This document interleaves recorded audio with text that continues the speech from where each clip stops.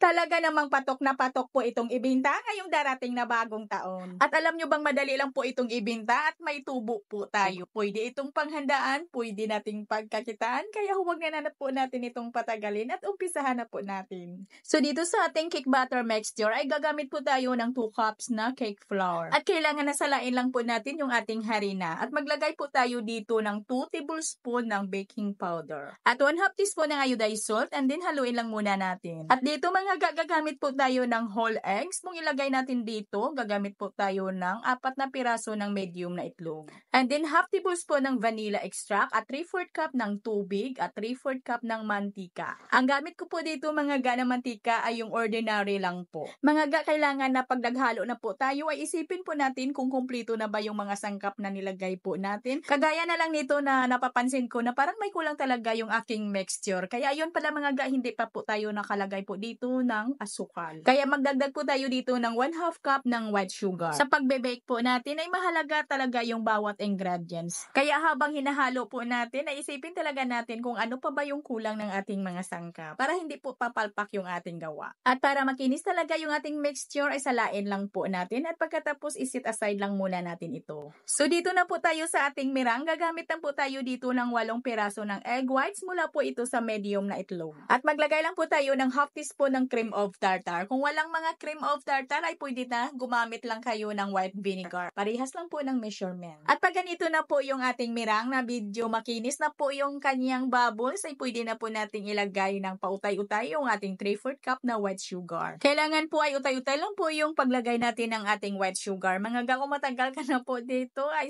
kabisado mo na po ito kasi ay paulit-ulit na lang po talaga natin itong ginagawa yung ating mirang. Pero hindi po ako magsasawa mga na i-explain po sa inyo kasi po meron po tayong mga baguhan na mga followers na hindi pa nila ito nakikita yung mga paggawa pa natin yung proseso ng ating mirang. At nang naubos na po natin nailagay lahat yung ating asukal, i-transfer na po natin sa pinaka-high speed yung ating hand mixer para madali po nating makuha yung hinahanap natin ang consistency ng ating mirang na ito'y naging matibay na. At kailangan po yung bowl na pinaglalagyan po natin ng ating egg whites ay dry po, hindi po basa. At ganun din yung attachment ng ating hand mixer ay kailangan ay dry din. At yung ating egg whites ay kailangan na hindi talaga yan mahaluan ng kahit kaunti or maliit lang po talaga na egg yolk para maganda talaga yung alsa ng ating egg whites. At nang nakuha na po natin ang tamang consistency ng ating mirang ay i-fold lang po natin dito sa ating mixture ng nasa 1/2 lang. Kukuha lang muna tayo ng kalahati lang ng ating mirang. And then, cut and fold lang po natin yan ng padahan-dahan. At pag nag-well combine na po yung una nating nilagay na mirang dito sa ating mixture, ay pwede na po nating ilagay lahat yung natira pa natin na mirang. And then, cut and fold lang po natin ito ulit ng padahan-dahan until well combine po yung ating mixture. Huwag lang po natin itong ma-overmix. Pwede talaga po ninyo itong kamayin mga sa paghalo o basta malinis lang po ang inyong kamay. Kasi dito sa ating spatula ay mangangawi talaga yung ating kamay dito kasi medyo madami na po yung ating mixture. Sa ating recipe na ito ay makagawa po tayo ng 6 na may sizes na 8x6x2 or 1,350 ml po ito. At sa puntong ito, kung sa oven po natin ito lulutuin ay kailangan ay mainit na po yung ating oven bago po natin ito isalang. At pagkatapos nito ay kailangan na isalang natin ito agad. Kung walang oven ay pwede talaga nalulutuin po ninyo ito sa inyong steamer at ay diskartihan nyo lang na hindi po matubigan yung ibabaw ng ating cake. Pwede nyo po itong takpan ng aluminum foil at pwede din yung takip ng inyong steamer ay pwedeng balutin ng malinis na tela. At lutuin lang po natin ito sa may init ng ating oven na 170 degrees Celsius sa loob ng 35 to 40 minutes. At paalala mga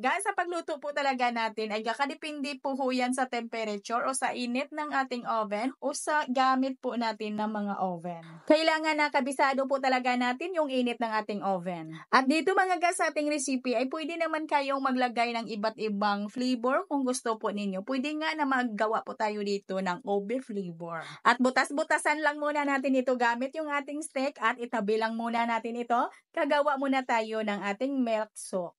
At dito gagamit lang po tayo ng half cup na condensed mango flavor. At 1 in 1 half cup na evaporated milk. At dito mga ga, maglagay lang po ako ng 1 cup ng Carnation creamer. Pwede kayong gumamit ng Nestle all-purpose cream. And then haluin lang po natin yan until well combined. At pagkatapos ay ilagay na po natin dito. Hatiin po natin dito mga ga ilagay. At dito mga ga, hindi pala na-on yung ating camera sa paglagay po natin ng ating pangbabad po dito or yung ating milk soak. Napansin ko na lang na hindi pala na-on yung camera natin pero naubos ko lang na ilagay dito. Basta i-divide nyo lang mga ga. Basta hatiin nyo lang sa paglagay yung ginawa po natin dito na yung ating pangbabad or yung ating milk soak. At dito na tayo mga ga sa ating frosting or yung ilagay po natin dito sa ibabaw. So dito gagamit lang po tayo ng isang pakiti or 250 ml ng Nestle all-purpose cream. At 1/4 cup ng condensed mango flavor. At batihin lang po natin ito mga ga ng mabuti hanggang sa maging ganito na po yung consistency ng ating all-purpose cream. At dito meron po tayong hinog na mangga at hiniwa lang po natin ito ng pa-cubes. Isang piraso lang po yung ating mangga na ito mga ga na medium sizes. At haluin lang po natin dito ng kaunti at pagkatapos ay pwede na po natin itong paghati-hatiin. Ilagay po natin dito na sa ibabaw ng ating cake. At ipantay lang po natin yung ating frosting. At dito mga ga ay naglagay din ako ng isang piraso din ito na mangga na nasa medium sizes. Yung ginawa po natin na pang-design dito sa ibabaw, hiniwa ko lang po yan ng panipis. At nilagyan ko din ho yan ng marshmallow. At ito'y optional lang naman kung maglagay po kayo dito ng marshmallow. At yung pintahan pala natin dito mga ga ha, ay 200 hanggang 250 pesos. Ang importante lang ho dyan, kayo'y mag-costing bago kayo magbenta. Kasi hindi po tayo magkapareho ng costing. Kasi magkaiba po yung mga price ng ating mga ingredients sa mga binibilhan po natin. At hanggang dito lang po yung ating video. Ito pong muli ang inyong Kainday Tinapay. Maraming salamat at bye-bye!